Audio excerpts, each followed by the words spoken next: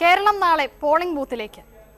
Vote അടുത്ത 5 വർഷം നമ്മുടെ ജീവിതം എങ്ങനെയാവണമെന്ന് നാം തന്നെ തീരുമാനിക്കുന്ന ഇന്ത്യൻ മാജിക്. വിലപ്പെട്ടതാണ് ഓരോ വോട്ടും. ഈ വലിയ ഉത്തരവാദിത്വം അതിന്റെ പൂർണ്ണമായ അർത്ഥത്തിൽ വിനിയോഗിക്കുവാൻ പ്രേക്ഷകരെ സഹായിക്കുകയാണ് മനോരമ ന്യൂസ് നല്ല വോട്ട്.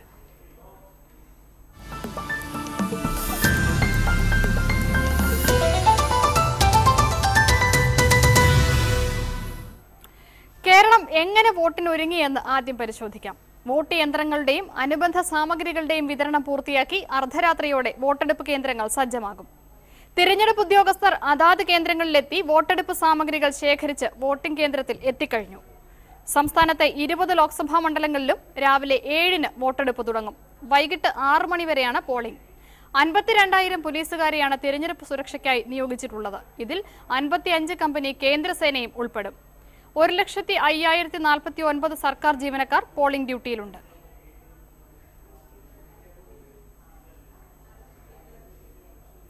കേരളത്തിന്റെ വോട്ട് ചിത്രം ഇങ്ങനെയാണ്. ആകെ മണ്ഡലങ്ങൾ 20, പോളിംഗ് ബൂത്തുകൾ 21,424. 2 ലക്ഷത്തോളം വോട്ടർമാരാണ് നാളെ വോട്ട് ചെയ്യാൻ ഒരുങ്ങുന്നത്.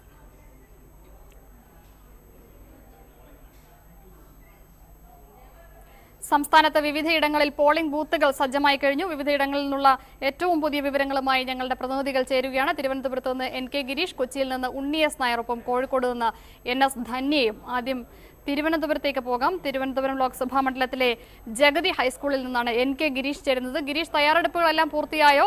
പോളിംഗ് സാമഗ്രികളെല്ലാം ബൂത്തുകളിൽ സജ്ജീകരിച്ചു കഴിഞ്ഞു?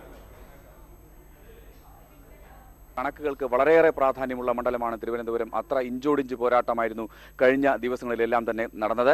12,67,000 വോട്ടർമാരാണ് ഇവിടെ സമ്മതിദാനം വിനിയോഗിക്കേണ്ടത്. അവർ നാളെ പോളിംഗ് ബൂത്തിലേക്ക് എത്തുന്നു. 1,080 പോളിംഗ് ബൂത്തുകൾ തിരുവനന്തപുരത്ത് സജ്ജമാണ്. ജഗതി സ്കൂളിലെ 78-ാം നമ്പർ പോളിംഗ് ബൂത്തിലാണ് ഇപ്പോൾ ഞാൻ എത്തി നിൽക്കുന്നത്. ഇവിടെ എല്ലാം ഒരുക്കങ്ങളും പൂർത്തിയായി. വോട്ടിംഗ് കമ്പാർട്ട്മെന്റുകൾ, അതുപോലെ തന്നെ ബാക്കി സജ്ജീകരണങ്ങൾ എല്ലാം തന്നെ പൂർത്തിയായി കഴിഞ്ഞു. ഇന്ന് പോളിംഗ് സാമഗ്രികളുടെ വിതരണം രാവിലെ മുതൽ തന്നെ ഉണ്ടായിരുന്നു. ആ വിതരണം ചെയ്ത സാമഗ്രികളുമായി പോളിംഗ് പ്രിസൈഡിംഗ് ഓഫീസറും അതുപോലെ മറ്റ് പോളിംഗ് ഓഫീസർമാരും ഇപ്പോൾ ബൂത്തുകളിലെത്തി. അവർ ഇതിനകം തന്നെ എല്ലാം സജ്ജമാക്കി കഴിഞ്ഞു. ഇനി വോട്ടർമാർ എത്തേണ്ട താമസം മാത്രമേ ഉള്ളൂ. ശരിക്കും 6 മണിക്ക് ഇവരുടെ കർത്തവ്യം തുടങ്ങും. നാളെ 6 മണിക്ക് എന്തൊക്കെ കാര്യങ്ങൾ? 6 മണിയോടുകൂടി മോക്ക് പോൾ ആരംഭിക്കും. ഉദ്ദേശം 40 മിനിറ്റ് എടുക്കും. ഈ കൃത്യം 7 മണിക്ക് തന്നെ പോളിംഗ് ആരംഭിക്കും.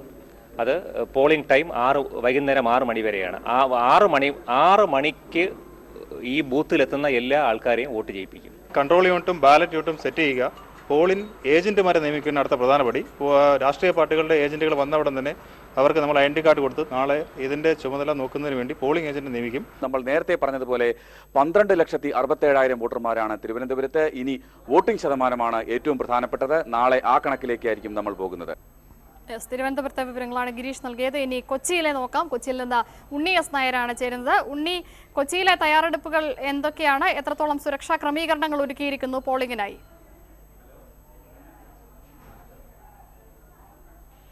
എറണാകുളം ഉൾപ്പെടുന്ന മധ്യ കേരളത്തിലെ തിരഞ്ഞെടുപ്പിനുള്ള ഒരുക്കങ്ങൾ ഏകദേശം പൂർത്തിയായി കഴിഞ്ഞു. രാവിലെ 7 മണിക്ക് തന്നെ വോട്ടെടുപ്പ് ആരംഭിക്കാനുള്ള സംവിധാനങ്ങളാണ് ഒരുക്കിയിട്ടുള്ളത്. പോളിംഗ് സാമഗ്രികളുടെ വിതരണം ഉൾപ്പെടെയുള്ളവ അവസാന ഘട്ടത്തിലെത്തി നിൽക്കുകയാണ്. എറണാകുളം മണ്ഡലത്തിൽ ആകെ 11,30,040 വോട്ടർമാരാണ് ഉള്ളത്. ഇതിൽ ശ്രദ്ധിക്കേണ്ടത് 1,80,083 പുതിയ വോട്ടർമാരാണ്. ഇവരുടെ വോട്ടിംഗ് നിർണായകമായിരിക്കും എറണാകുളത്തെ സംബന്ധിച്ചിടത്തോളം. നമുക്കറിയാം, പ്രധാന മത്സരം നടക്കുന്നത് വലതു മുന്നണിയുടെ പ്രൊഫസർ KV തോമസും ഇടതു മുന്നണിയുടെ ക്രിസ്റ്റി ഫെർണാണ്ടസും തമ്മിൽ തന്നെയാണ് മത്സരം. BJP സ്ഥാനാർത്ഥി AN രാധാകൃഷ്ണനും എറണാകുളത്ത് ശക്തമായി തന്നെ രംഗത്തുണ്ട്. ഏതായാലും ഏറ്റവും കൂടുതൽ വളരെയധികം വോട്ടർമാരുള്ള ഒരു മണ്ഡലം എന്ന പ്രത്യേകത എറണാകുളത്തുണ്ട്. നമ്മൾ നേരത്തെ സൂചിപ്പിച്ച പോലെ 11,30,040 വോട്ടർമാരാണ്. കഴിഞ്ഞ തവണ 2009 തിരഞ്ഞെടുപ്പ് നടന്നപ്പോൾ 73.63% പേരാണ് വോട്ട് രേഖപ്പെടുത്തിയത്. അതിന് മുൻപത്തെ തവണ 61.61% പേർ വോട്ട് രേഖപ്പെടുത്തുകയുണ്ടായി. കഴിഞ്ഞ തവണ ഏറ്റവും കൂടുതൽ വോട്ടിംഗ് ശതമാനം ഉണ്ടായത് പറവൂരിൽ നിന്നാണ്, 77.652%. എന്നാൽ എറണാകുളം മണ്ഡലത്തിലായിരുന്നു കഴിഞ്ഞ തവണ ഏറ്റവും കുറവ് പോളിംഗ് രേഖപ്പെടുത്തിയത്. ഏതായാലും 1018 ബൂത്തുകളിലും എറണാകുളം ജില്ലയിലെ 1018 ബൂത്തുകളിലും വോട്ടെടുപ്പിനുള്ള ഒരുക്കങ്ങൾ അവസാന ഘട്ടത്തിലെത്തിയിരിക്കുന്നു. നാളെ രാവിലെ 7 മണിക്ക്, കൃത്യം 7 മണിക്ക് തന്നെ വോട്ടിംഗ് ആരംഭിക്കാനുള്ള എല്ലാ പരിശ്രമങ്ങളും ഇവിടെ അവസാന ഘട്ടത്തിൽ എത്തി നിൽക്കുകയാണ്. ഇനി മലബാറിലേക്ക് പോകാം. കോഴിക്കോട് നിന്ന് NS ധന്യ ചേരുന്നു. ധന്യ, പൊതുവെ പ്രശ്നബാധിത ബൂത്തുകളൊക്കെ ഉള്ള മേഖലയാണ് മലബാറിലെ ബൂത്തുകൾ. എന്തൊക്കെ ക്രമീകരണങ്ങളാണ്, തയ്യാറെടുപ്പുകളാണ് നടത്തിയിരിക്കുന്നത്? നിശബ്ദ പ്രചാരണവും അവസാനിച്ചു. ഇന്ന് ഉച്ചയോടുകൂടി തന്നെ പോളിംഗ് സാധന സാമഗ്രികളുടെ വിതരണവും പൂർത്തിയായി കഴിഞ്ഞു. ഇപ്പോൾ എല്ലാ പോളിംഗ് ഉദ്യോഗസ്ഥന്മാരും അതാത് പോളിംഗ് ബൂത്തുകളിൽ എത്തിക്കഴിഞ്ഞു. കനത്ത സുരക്ഷാ സംവിധാനങ്ങളാണ് മാവോയിസ്റ്റ് സാന്നിധ്യമുള്ള ബൂത്തുകളിൽ ഏർപ്പെടുത്തിയിരിക്കുന്നത്. കോഴിക്കോട് ജില്ലയെ സംബന്ധിച്ച് കോഴിക്കോട് മണ്ഡലവും വടകര മണ്ഡലത്തിലെ ചില ഭാഗങ്ങളും ഉൾപ്പെടുന്ന കോഴിക്കോട് ജില്ലയിൽ ആകെ 1883 ബൂത്തുകളാണ് ഉള്ളത്. കോഴിക്കോട് ജില്ലയിൽ 21,83,474 വോട്ടർമാരാണ് ഉള്ളത്. ജില്ലയിലെ ഏറ്റവും കൂടുതൽ പോളിംഗ് സ്റ്റേഷൻ ഉള്ളത് നാദാപുരത്താണ്. ഇവിടെ 167 ബൂത്തുകളാണ് സജ്ജീകരിച്ചിരിക്കുന്നത്. കുറവ് കൊടുവള്ളിയിൽ 125 എണ്ണം. 13,000 ഉദ്യോഗസ്ഥരെയാണ് തിരഞ്ഞെടുപ്പ് ഡ്യൂട്ടികൾക്കായി കോഴിക്കോട് ജില്ലയിൽ വിന്യസിച്ചിരിക്കുന്നത്. 56 പ്രശ്നബാധിത ബൂത്തുകളാണ് കോഴിക്കോട് ജില്ലയിലുള്ളത്. ഇവിടെ പ്രത്യേക നിരീക്ഷണ ക്യാമറകളും പ്രത്യേക നിരീക്ഷകരെയും നിയോഗിച്ചിട്ടുണ്ട്. 7,881 സർവീസ് വോട്ടുകളാണ് ജില്ലയിലുള്ളത്. ഏറ്റവും കൂടുതൽ പ്രവാസി വോട്ടർമാരുള്ളത് വടകരയിലാണ്.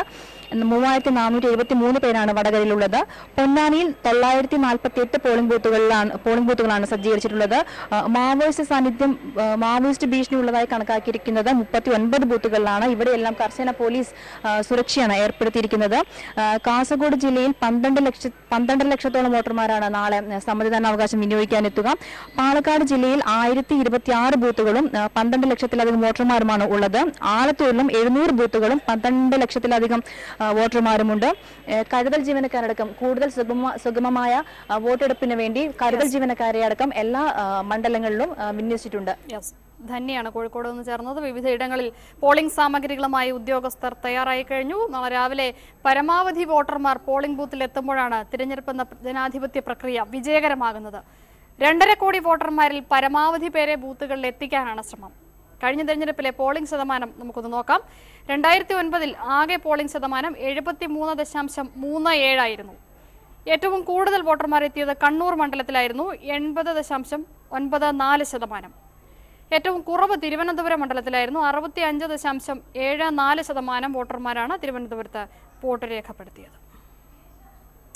ഇത്തവണത്തെ തിരഞ്ഞെടുപ്പിന്റെ ഒരു പ്രത്യേകത നോട്ടയാണ്, നിഷേധ വോട്ട്.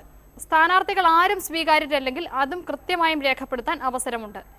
പുതിയ വോട്ടർമാർക്കായി പോളിംഗ് പ്രക്രിയ ഒന്ന് പരിചയപ്പെടുത്തുന്നു. ഒരു പോളിംഗ് ബൂത്തിന്റെ പ്രവേശന കവാടമാണിത്. വോട്ടിടാൻ പോളിംഗ് ബൂത്തിലെത്തുമ്പോൾ തിരിച്ചറിയൽ കാർഡ് നിർബന്ധം. കാർഡ് കൈവശമില്ലാത്തവർ തിരഞ്ഞെടുപ്പ് കമ്മീഷൻ നിർദ്ദേശിച്ചിട്ടുള്ള 11 തിരിച്ചറിയൽ രേഖകളിലൊന്ന് ഹാജരാക്കാം. തിരിച്ചറിയൽ രേഖയുമായി ആദ്യം 1-ാം പോളിംഗ് ഓഫീസറുടെ സമീപമെത്തണം. മാർക്ക് ചെയ്ത വോട്ടർ പട്ടിക നോക്കി 1-ാം പോളിംഗ് ഓഫീസർ സമ്മതിദായകന്റെ പേര് കണ്ടെത്തി ഉറക്കെ വായിക്കും. വിനോദ് കുമാർ സുരേഷ് കുമാർ, ക്രമ നമ്പർ 401. സമ്മതിദായകൻ നൽകുന്ന രേഖ പോളിംഗ് ഓഫീസർ പരിശോധിച്ച് തിരിച്ചറിയും. പോളിംഗ് ഏജന്റുമാർ തർക്കമുന്നയിച്ചില്ലെങ്കിൽ വോട്ടർക്ക് 2-ാം പോളിംഗ് ഓഫീസർ ഇടത് ചൂണ്ടുവിരലിൽ മായാത്ത മഷി പുരട്ടും. വോട്ടർ പട്ടികയിലെ register number 2-ാം polling officer voter രജിസ്റ്ററിൽ രേഖപ്പെടുത്തും. വോട്ടറുടെ ഒപ്പ് അഥവാ വിരലടയാളം രജിസ്റ്ററിൽ രേഖപ്പെടുത്തി വോട്ട് ചെയ്യാനുള്ള സ്ലിപ്പ് നൽകും. തുടർന്ന് വോട്ടിംഗ് യന്ത്രത്തിന്റെ നിയന്ത്രണ ചുമതലയുള്ള 3-ാം പോളിംഗ് ഓഫീസറുടെ മുന്നിൽ സ്ലിപ്പ് വാങ്ങിയ ശേഷം വിരലിലെ മഷി ഉണങ്ങിയെന്ന് ഉറപ്പുവരുത്തി ബാലറ്റ് ബട്ടൺ അമർത്തി യന്ത്രം വോട്ടിംഗിന് സജ്ജമാക്കും. ഇതേ സമയം വോട്ടിംഗ് കമ്പാർട്ട്മെന്റിൽ വെച്ചിട്ടുള്ള ബാലറ്റ് യൂണിറ്റിൽ റെഡി എന്ന് രേഖപ്പെടുത്തിയ ബൾബ് പച്ച നിറത്തിൽ പ്രകാശിക്കും.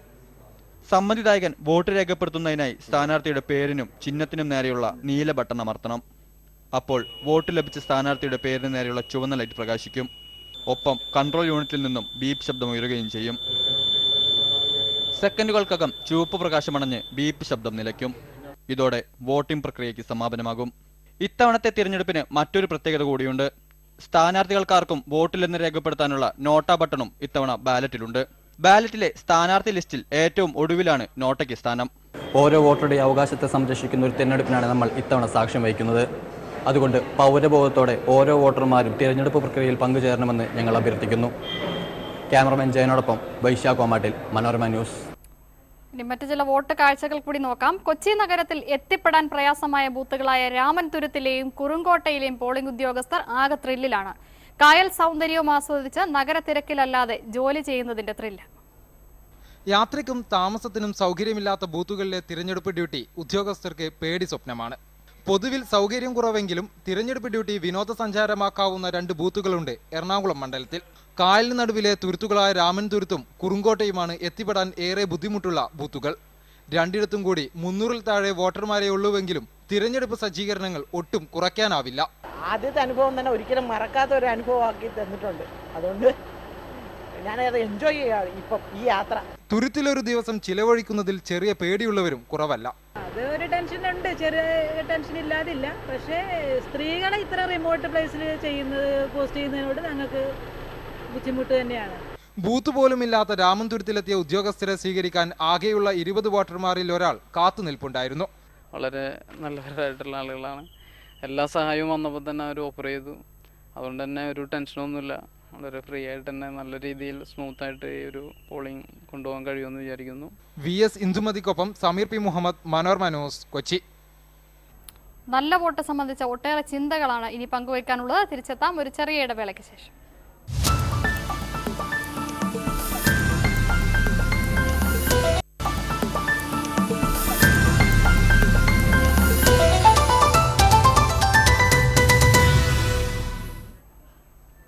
ഇനി അല്പം പഴക്കമുള്ള തിരഞ്ഞെടുപ്പ് ചിന്തകൾ. കുറച്ചധികം വോട്ട് ചെയ്തിട്ടുള്ള ആളുകൾക്ക് ഇപ്പോഴും തിരഞ്ഞെടുപ്പ് ഒരു രാഷ്ട്രീയ പോരാട്ടം തന്നെയാണ്. KC ബിബിനോട് മുതിർന്ന വോട്ടർമാർ പറഞ്ഞത് ഇങ്ങനെ: വിമർശിക്കുമ്പോഴും ജനാധിപത്യത്തിന്റെ എല്ലാ സ്വാതന്ത്ര്യവും നമ്മൾ അനുഭവിക്കുന്നുണ്ട്. തെറ്റുകൾ തിരുത്തിയും ദുഷ്പ്രവണതകൾ ഇല്ലാതാക്കിയും മഹത്തായ ഇന്ത്യൻ ജനാധിപത്യത്തെ സംരക്ഷിക്കേണ്ടത് ഓരോ വോട്ടറുടെയും കടമയാണ്. നാളെ ഒരു പൊതു തെരഞ്ഞെടുപ്പിനായി പോളിംഗ് ബൂത്തിലേക്ക് പോകുമ്പോൾ ഓരോ വോട്ടറും എന്ത് ചിന്തിക്കണം, എങ്ങനെ വോട്ട് ചെയ്യണം, പഴയ തലമുറയിലെ ആളുകൾക്ക് എന്ത് പറയാനുണ്ട്? ഞാനിപ്പോൾ കോഴിക്കോട് മാനാഞ്ചേരിയിലാണ്. എങ്ങനെയാണ് നമ്മളൊരു തെരഞ്ഞെടുപ്പിലേക്ക് പോകുമ്പോൾ സ്ഥാനാർത്ഥിയാണോ നോക്കുന്നത് യഥാർത്ഥത്തിൽ, അല്ലെങ്കിൽ രാഷ്ട്രീയ പാർട്ടിയാണോ ഒരു വോട്ട് ചെയ്യാനായിട്ട് പോകുമ്പോൾ ശ്രദ്ധിക്കുന്നത്? സ്ഥാനാർത്ഥിക്ക് വലിയ പ്രസക്തിയില്ല. ഇപ്പോൾ 2 പ്രബലപ്പെട്ട ഗ്രൂപ്പാണുള്ളത്. ഒന്ന് UDF-ഉം മറ്റൊന്ന് LDF-ഉം. അപ്പോൾ ആ 2 അഭിപ്രായമുള്ള ആളുകൾ അത് ഏത് സ്ഥാനാർത്ഥിയായാലും ശരി, സ്ഥാനാർത്ഥി എന്നുള്ളതൊരു പ്രശ്നമേ അല്ല. താങ്കൾ എങ്ങനെയാണ് വോട്ട് ചെയ്യുന്നത്? രാഷ്ട്രീയ പാർട്ടികളെ നോക്കിയാണോ അല്ലെങ്കിൽ സ്ഥാനാർത്ഥികളുടെ മികവ് നോക്കിയാണോ? രാഷ്ട്രീയ പാർട്ടിക്ക് തന്നെയാണ് പ്രാധാന്യം. ഇത്തവണ നമ്മൾ തെരഞ്ഞെടുപ്പിൽ എന്തിനെതിരെയായിരിക്കണം അല്ലെങ്കിൽ എന്തിനു വേണ്ടിയായിരിക്കണം നമ്മുടെ വോട്ട്? ഒരു ഉറച്ച സർക്കാർ കേന്ദ്രത്തിലുണ്ടാവണം, അത് തന്നെയാണ് പ്രധാനം. ആശയപരമായ പോരാട്ടം തന്നെയാണോ ഇന്ന് രാഷ്ട്രീയത്തിൽ നടക്കുന്നത്? അക്രമങ്ങൾ നടക്കുന്നില്ലേ? അതിനെങ്ങനെ കാണുന്നത്? അക്രമത്തിനൊക്കെ നിയന്ത്രിക്കേണ്ടിയിരിക്കുന്നു. അത് ശരിയായ രീതിയിലേക്ക് കൊണ്ടുവരാനുള്ള നേതൃത്വത്തിന്റെ കുറവ് ഉണ്ട് എന്നുള്ളത് വാസ്തവമാണ്. പണച്ചെലവ് കൂടിയ ഒരു പ്രചരണ രീതിയാണ് നമ്മൾ ഇപ്പോൾ അവലംബിക്കുന്നതെന്ന് തോന്നുന്നുണ്ടോ? അതിപ്പോൾ ഈ കാലഘട്ടത്തിന്റെ വളർച്ച ആണ്. സാമ്പത്തികമായിട്ടുള്ള ഒരു വളർച്ചേൻ്റെ ഒരു സ്വഭാവം ഉണ്ടല്ലോ. ലോകരാഷ്ട്രങ്ങളെല്ലാം തന്നെ ഒരു വളർന്നു വരികയാണ്. അപ്പോൾ അതിൻ്റെ ഫലമായിട്ടുള്ള പണത്തിൻ്റെ കൊഴുപ്പാണത്. ഒരു പോളിംഗ് ബൂത്തിലേക്ക് നമ്മൾ ചെല്ലുമ്പോൾ വോട്ടർ പട്ടികയിൽ ഒരേ പേരിൽ ഒന്നിലധികം പേരുകൾ, പ്രത്യേകിച്ച് രാഷ്ട്രീയ പാർട്ടികൾ തന്നെ എതിരാളിക്കെതിരെയുള്ള അപരന്മാരെ നിർത്തുന്നു. ഇത്തരത്തിലുള്ള ചില പ്രവണതകൾ നല്ലതാണെന്ന് തോന്നുന്നുണ്ടോ? അത് നല്ലതൊന്നല്ല, പക്ഷേ അതങ്ങനെ ചെയ്യുന്നുണ്ട്. കാലാകാലത്ത് അതങ്ങനെ കാണുന്നുണ്ട്. പക്ഷേ അതൊക്കെ നോക്കി ചെയ്യാനുള്ള കഴിവ് കേരളത്തിലെ ജനങ്ങൾക്കുണ്ടെന്ന് ഞാൻ വിശ്വസിക്കുന്നു. അഴിമതി ഇത്തവണത്തെ തെരഞ്ഞെടുപ്പിൽ ഒരു വിഷയമാണോ? അഴിമതി പാടില്ലല്ലോ. അപ്പോൾ അഴിമതിയുടെ കാര്യത്തിലൊക്കെ പ്രത്യേകിച്ച് യുവാക്കൾ വളരെയധികം ശ്രദ്ധിക്കും. സാമുദായിക സംഘടനകൾക്ക് പരുവപ്പെട്ട രാഷ്ട്രീയ പാർട്ടികൾ നീങ്ങുന്നു, അതൊക്കെ ഒരു നല്ല പ്രവണതയായി തോന്നുന്നു. അല്ല, ആ കാര്യത്തിൽ തീരെ പാടില്ലാത്ത സാമുദായിക പാർട്ടികളൊന്നും ഇതിൽ ഇടപെടരുത്. രാഷ്ട്രീയക്കാർക്ക് വിട്ടുകൊടുക്കണം ആ കാര്യം. അക്രമ രാഷ്ട്രീയങ്ങൾ വർദ്ധിച്ചു വരികയാണ്. ഒരു പ്രത്യേകിച്ച് ഏതെങ്കിലും ഒരു പാർട്ടിയുടേതല്ല, പൊതുവിൽ ആശയങ്ങൾ അവസാനിക്കുന്നു, അക്രമങ്ങൾ ആരംഭിക്കുന്നു. ഇതിനെ നമുക്ക് തടയാൻ സാധിക്കണ്ടേ? അങ്ങേയറ്റം തടയേണ്ട ഒരു കാര്യമാണത്. ആരും അക്രമ രാഷ്ട്രീയത്തെ അംഗീകരിക്കുന്നില്ല.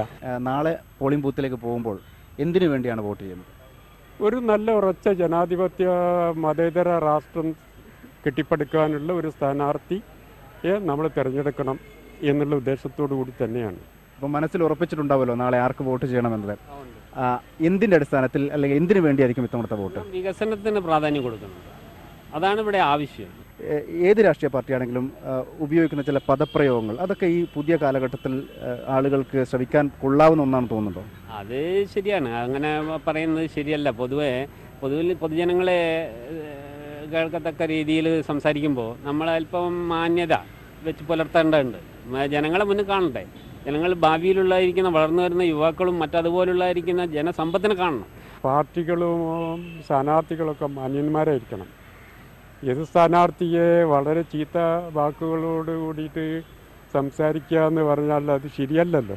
നിശബ്ദ പ്രചരണത്തിൻ്റെ ദിവസമാണ് ഇന്ന്. സാധാരണ നിലയിൽ നടക്കുന്നത് നമ്മുടെ വീടുകളിൽ ചില പത്രങ്ങൾ അല്ലെങ്കിൽ ചില നോട്ടീസുകൾ എത്തും. അതിൽ മിക്കവാറും ഉണ്ടാകുക എതിർ സ്ഥാനാർത്ഥിയുടെ കുറ്റങ്ങൾ അല്ലെങ്കിൽ അത്തരത്തിൽ അദ്ദേഹത്തെ വ്യക്തിപരമായി ദ്രോഹിക്കുന്ന തരത്തിലുള്ള വ്യക്തിഹത്യ നടന്ന തരത്തിലുള്ള പ്രയോഗങ്ങളും പ്രചരണങ്ങളൊക്കെ. അതിനോടൊക്കെ യോജിക്കുന്നുണ്ടോ? അത് ശരിയല്ല, അത് എല്ലാവർക്കും അറിയാം. തലേ ദിവസം വന്നിട്ട് വേണ്ടാത്തതൊക്കെ പറഞ്ഞു പോവും. നേരത്തെ ഏകദേശം എല്ലാവരും മനസ്സിൽ കരുതി വെച്ചിട്ടുണ്ടാവും.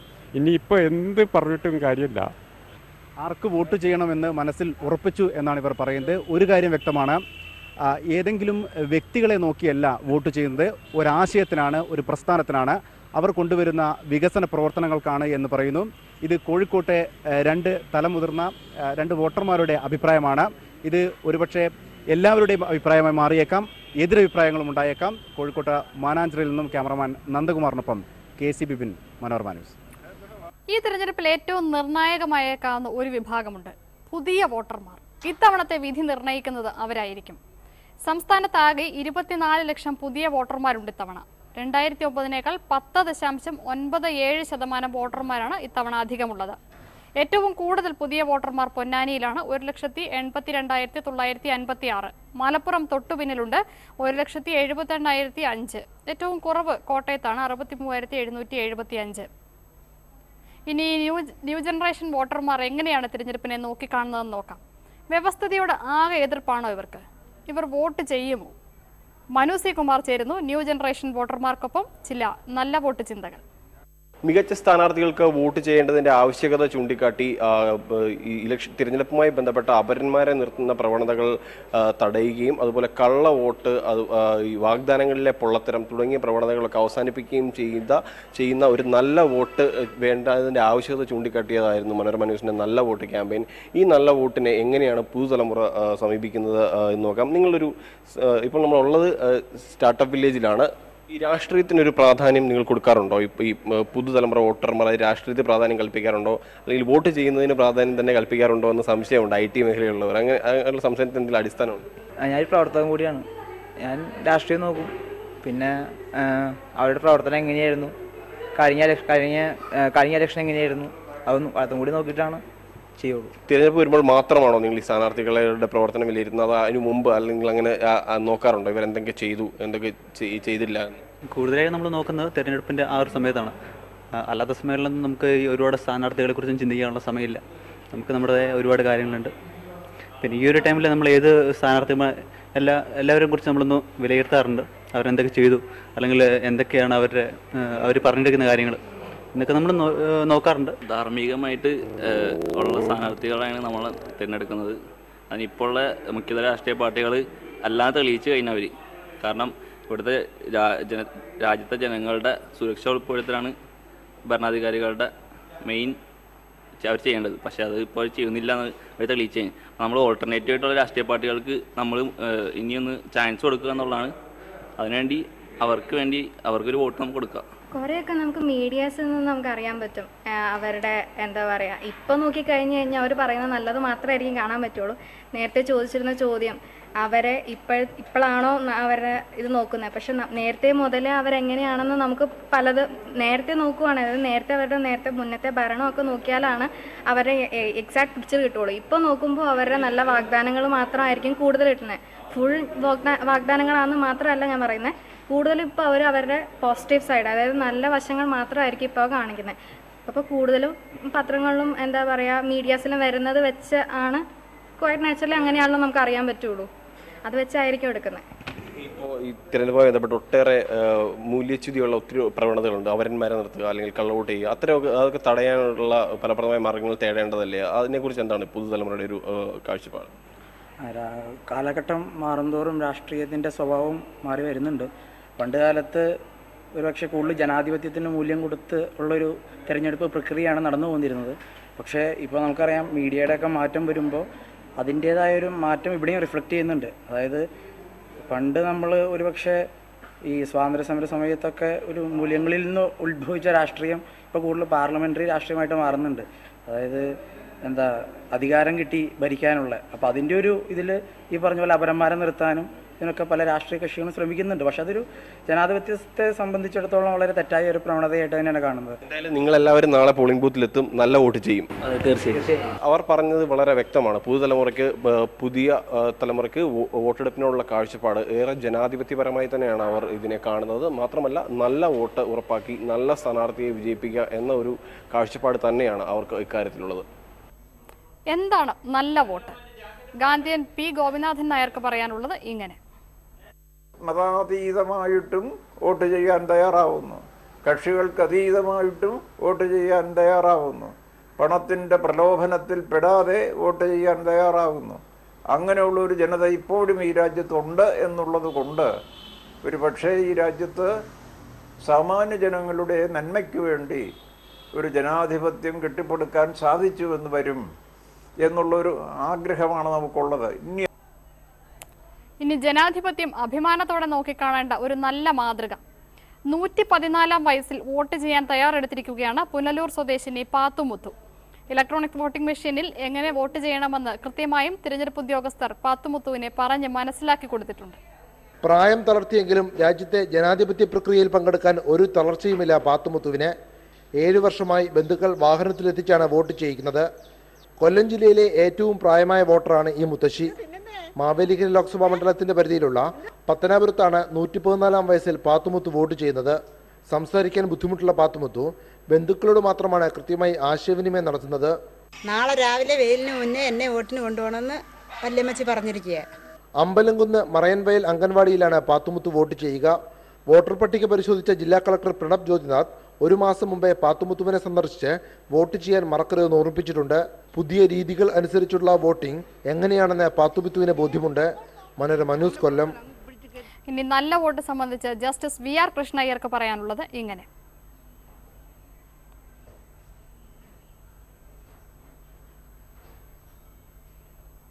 ക്ഷമിക്കണം, അദ്ദേഹത്തിന്റെ വാക്കുകളിലേക്ക് എത്താൻ കഴിയുന്നില്ല. എന്തിന് വോട്ട് ചെയ്യണം, ആർക്ക് വോട്ട് ചെയ്യണം എന്നിങ്ങനെ വോട്ടർമാരുടെ ചില നല്ല വോട്ട് ചിന്തകൾ കൂടി നോക്കാം. വ്യക്തിപരമായിട്ടല്ല വോട്ട് ചെയ്യുന്നത്, രാഷ്ട്രത്തിന് വേണ്ടിയാണ് നമ്മൾ വോട്ട് ചെയ്യുന്നത്. നല്ലത് ചെയ്യുന്ന ആളിന് വേണ്ടിയിട്ട് വോട്ട് ചെയ്യാനാണ് താല്പര്യപ്പെടുന്നത്. വ്യക്തിയെ നോക്കിയാണ് വോട്ട് ചെയ്യാനുള്ളത്. അല്ലാതെ ഒരു പാർട്ടിയുടെ ബലത്തിൽ നിൽക്കുന്ന ഒരു വ്യക്തിയെയോ അല്ലാതെ ഒരു മതത്തിൻ്റെയോ അങ്ങനെ നിൽക്കുന്ന ഒരാൾക്ക് വേണ്ടി വോട്ട് ചെയ്യരുത്. വോട്ട് ആർക്കാന്ന് പറയത്തില്ല, അത് പറയാൻ പറ്റത്തില്ല. അത് ഞങ്ങളുടെ അവകാശമാണ്. ഞങ്ങൾക്ക് അന്നേരം തോന്നിയ വോട്ട് ഞങ്ങളുടെ പാർട്ടിക്ക് ഞങ്ങൾ ചെയ്തിരിക്കും. അന്നേരം എന്തുവാ മനസാക്ഷി എന്ന് വെച്ചാൽ അന്നേരം ഞങ്ങൾ കുത്തും. ഭർത്താക്കന്മാരുടെ അടുത്ത് പോലും പറയത്തില്ല. നാടിനായ നല്ല കാര്യം ചെയ്യുന്ന അവർക്ക് വേണ്ടി ഞങ്ങൾ വോട്ട് ചെയ്യും. എല്ലാവരും വോട്ട് ചെയ്യണം. നമ്മൾ സെലക്ട് ചെയ്യുന്ന ആള് ആണ് വരുന്നത്. അപ്പോൾ നമ്മൾ എല്ലാവരും കൂടെ നിന്നിട്ട് ഒറ്റക്കെട്ടായിട്ട് നിന്നിട്ട് നാടിന് വേണ്ടി നല്ലത് ചെയ്യണം. അതെ, ഓരോ ഭാരതീയനും അഭിമാനത്തിന് വക നൽകുന്ന ലോകത്തിലെ ഏറ്റവും വലിയ ജനാധിപത്യ പ്രക്രിയയിലാണ് നാം പങ്കാളിയാവുന്നതെന്ന് ഓർക്കുക. ഓരോ വോട്ടും വിലപ്പെട്ടതാണ്. അത് നമ്മുടെ അവകാശവും കടമയുമാണ്. ഒരു വോട്ടും പാഴാകാതിരിക്കട്ടെ. നമസ്കാരം.